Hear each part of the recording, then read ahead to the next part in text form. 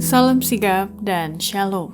Renungan kita pada hari ini, Jumat 20 Agustus 2021, berjudul Kristus satu-satunya jalan kita kepada Bapa. Ayat intinya terdapat di dalam Ibrani 7 ayat 25. Karena itu ia sanggup juga menyelamatkan dengan sempurna semua orang yang oleh dia datang kepada Allah. Sebab ia hidup senantiasa untuk menjadi pengantara mereka. Pena Inspirasi menuliskan yang dimaksud dengan judul renungan kita pagi ini, Kristus satu-satunya jalan kita kepada Bapa, sebagai petunjuk bagi kita untuk bermegah dalam salib Yesus untuk menghadapi hari esok dengan berani adalah sebagai berikut. Pertama, alasan Kristus satu-satunya jalan kita kepada Bapa, karena ia adalah satu-satunya kuasa yang dapat melembutkan hati dan menuntun kita kepada penurutan kepada kehendak Bapa sehingga berkenan di hadapan surga. Sementara penegasan hukum Tuhan harus dibawakan ke seluruh dunia, kita tidak boleh melupakan kasih. Kasih Kristus adalah satu-satunya kuasa yang dapat melembutkan hati dan menuntun kepada penurutan.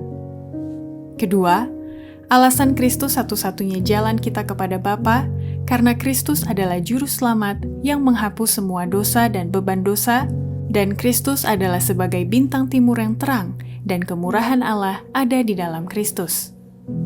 Masih ada lagi pekerjaan yang harus segera diselesaikan, dan segala usaha harus dilakukan untuk menunjukkan bahwa Kristus adalah juru selamat yang menghapus semua dosa. Kristuslah yang memikul semua beban dosa.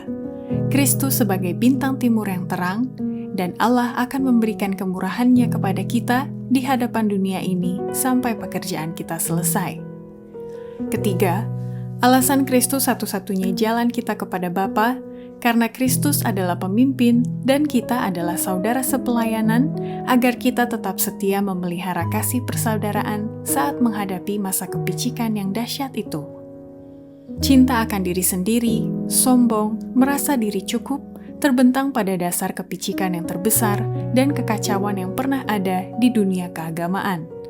Berulang-ulang malaikat telah mengatakan kepada saya, tetaplah bersama, jadilah satu dalam pemikiran, jadilah satu dalam mengambil keputusan. Kristus adalah pemimpin, dan engkau adalah saudara pelayan, ikutilah dia. Keempat, alasan Kristus satu-satunya jalan kita kepada Bapa, karena sumber kekuatan kita adalah keluhuran dan kemuliaan Kristus yang dilanjutkan oleh Roh Kudus, pekerjaan Kristus itu setelah ia naik ke surga. Keluhuran dan kemuliaan Kristus adalah kekuatan kita. Tuntunan Roh Kudus memimpin kita kepada seluruh kebenaran.